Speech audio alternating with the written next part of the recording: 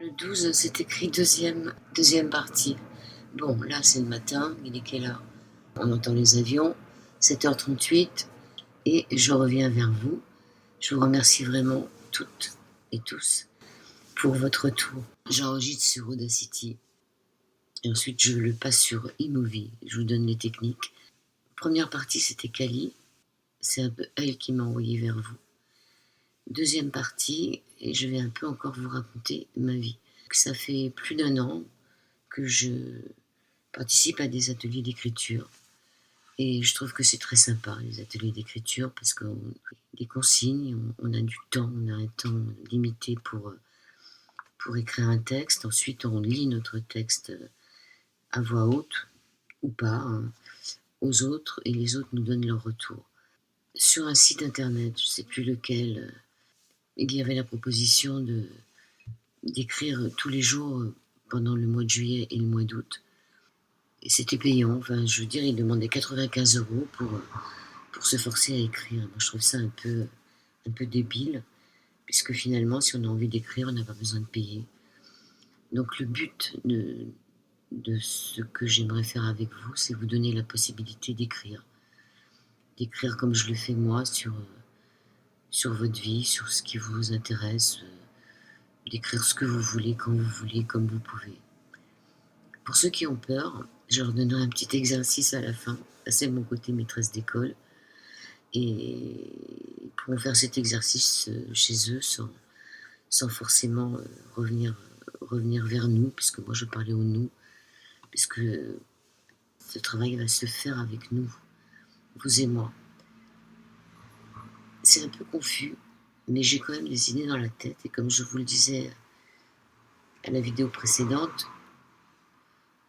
on pense beaucoup plus vite qu'on ne parle, et on parle beaucoup plus vite qu'on écrit aujourd'hui. C'est un peu une mise en bouche. Je me suis posé la question de savoir si j'allais faire un direct.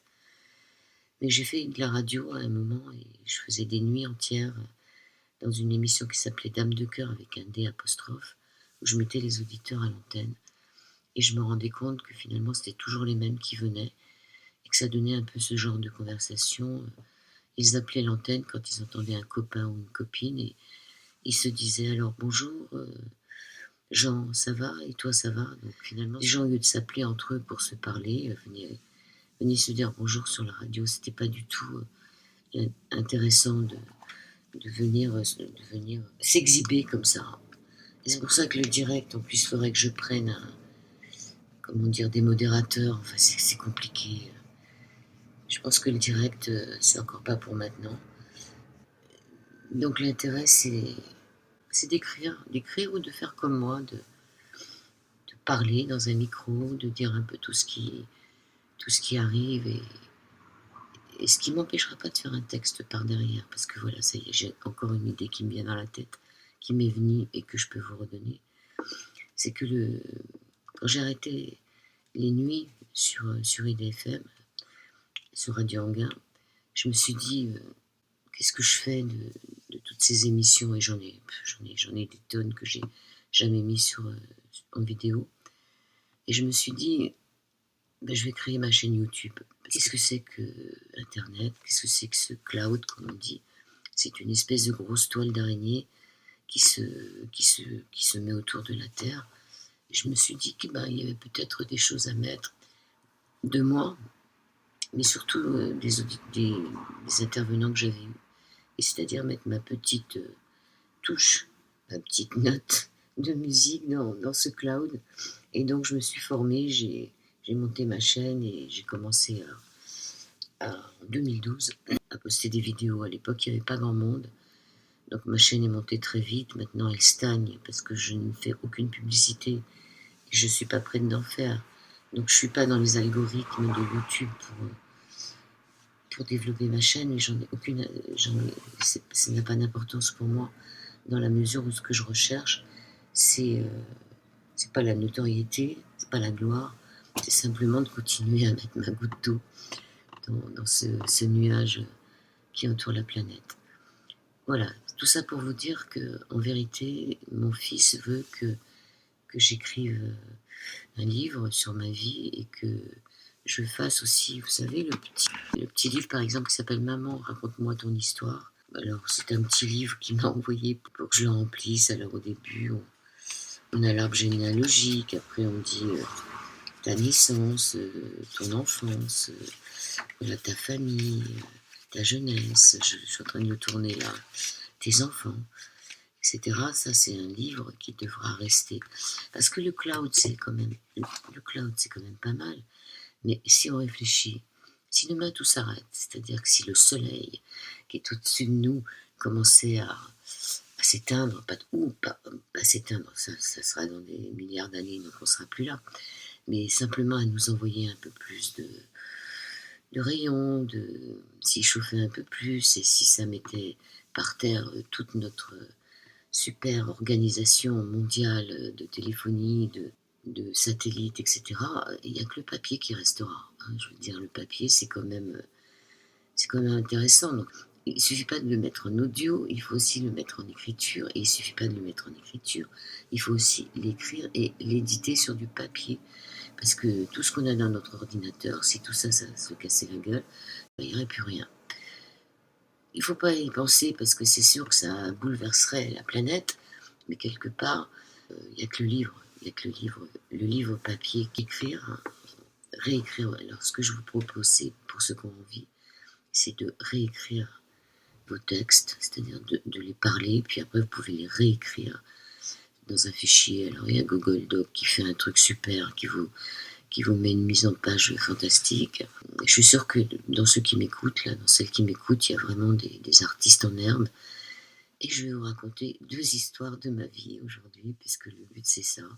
Ces histoires, moi je les récupérerai après pour les réécrire et les incorporer dans ce livre qui sera pour mes petits-enfants.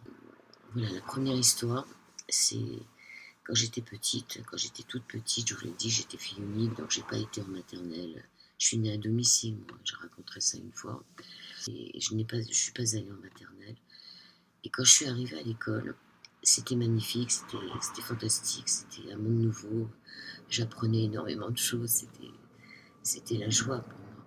Donc à l'époque, on avait des doubles pupitres, hein, avec encore un trou pour l'encrier, puisqu'on écrivait à la plume. Oui, je suis pas très jeune.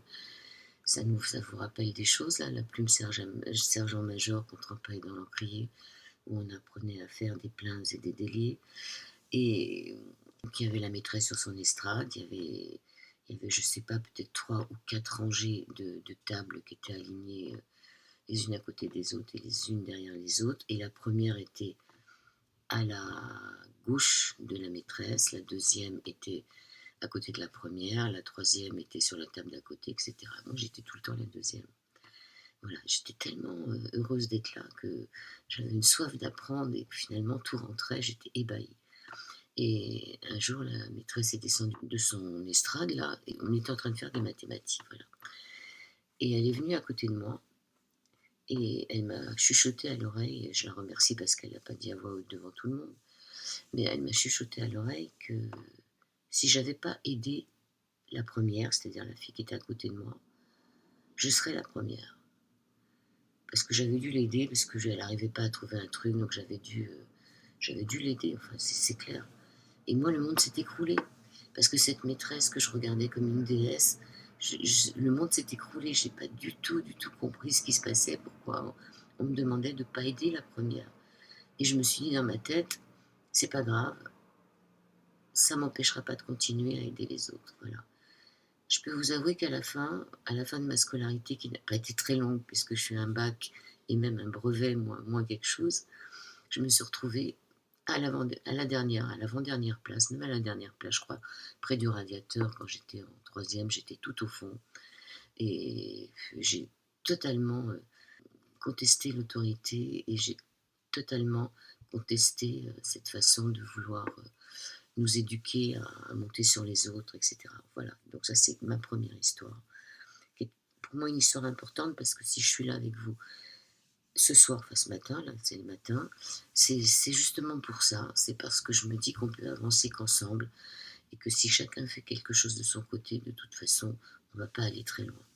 Ça c'est la première histoire. ça, c'était ma deuxième histoire, puisque la première, c'est ma conception du fait qu'il faut laisser des traces et si on a envie de laisser des traces, il va falloir les mettre quand même sur un papier. Donc je réhabilite le livre. Et la troisième histoire pour aujourd'hui, c'est ce que je vous ai promis en début de cet entretien, enfin, de cette vidéo, c'est ceux qui ont des peurs. Voilà. C'est un très beau boulot que moi j'ai fait et que j'ai fait faire quand j'étais thérapeute, parce que dans ma vie j'ai fait tous les métiers. Et finalement, à un moment, j'étais celle qui soignait, quoi, voilà, celle qui aidait. C'est un travail sur les peurs que vous pouvez faire ou pas, ça vous regarde. Cela consiste à prendre une feuille de papier, à écrire dessus toutes ces peurs. Moi, je le ferai, je vous les mettrai la prochaine fois. Et c'est bien de le refaire de temps en temps parce que croyez-moi, il y a des peurs qui sont tenaces et on ne peut pas, dont on ne peut pas s'y libérer. Il y en a certaines qui s'en vont très facilement. Donc on met toutes ces peurs dessus. La peur du ridicule, la peur des ascenseurs, je l'ai encore, la peur de parler en public, la peur d'être dépendante, la peur de mourir, la peur, enfin toutes les peurs qu'on peut avoir. Si on peut, ce travail, on peut le faire en famille, c'est quand même bien. Moi, je me souviens l'avoir fait avec mes enfants. Ils étaient relativement jeunes, hein. Enfin, ils avaient, je sais pas moi, 10 et 13 ans. Ou, voilà, ils étaient quand même assez grands, mais pas complètement. Je leur avais demandé qu'ils fassent la même chose que moi. Et au bout d'un certain temps, quand on avait fini nos listes, on s'est lu les peurs qu'on avait. Et c'était très étonnant parce que les peurs qui étaient sur mes feuilles étaient sur les leurs, hein. Ils en avaient d'autres, mais ils avaient aussi récupéré toutes mes peurs. L'intérêt de ce travail, c'est de voir à quel point on est quand même courageux de se lever le matin quand on voit toutes les peurs qu'on a dans le ventre. Et une fois qu'on a vu toutes ces peurs, on brûle. Je dis bien on brûle, on ne garde pas cette lettre. On la brûle dans l'évier où vous voulez. Ne mettez pas le feu quand même à votre maison. Et on fait la fête. Et on n'oublie pas de faire la fête. Alors ceux qui sont les plus fortunés peuvent partir aux Maldives. Mais ceux qui n'ont pas beaucoup d'argent peuvent simplement s'offrir un repas, un gâteau. Enfin, il faut faire la fête parce que on vide quelque chose en soi, et comme la nature a peur du vide, forcément elle va combler ce vide par autre chose, et autant y mettre de la joie. Et je vous propose, vous écrivez des textes sur la chaîne YouTube dans la rubrique à propos, il y a mon adresse mail, vous m'envoyez les textes, si vous voulez je les lirai. Là le texte qu'on fait aujourd'hui c'est sur les peurs, si vous voulez vous m'envoyez vos peurs pour qu'on rigole un peu. Ou alors vous envoyez un texte sur votre premier souvenir d'école. Voilà, ça peut être deux travaux. Je vais essayer franchement d'être là tous les jours, quitte à ce que ce soit pas parfait. Là, je vous dis, je suis sur Audacity, il faut que je retravaille mon texte, que je le mette sur Imovie, ensuite que je le poste sur YouTube, ça me fait quand même pas mal de boulot. Mais je voudrais vraiment qu'on arrive à faire quelque chose. Et c'est un peu des devoirs de vacances, on est d'accord? Voilà, je vous souhaite une bonne journée pour ceux qui m'écoutent. Et à très bientôt. Et essayez d'être assez nombreux. Pas trop quand même, parce que je sais pas comment je vais gérer tout ça. Mais je vous embrasse et je vous dis à bientôt.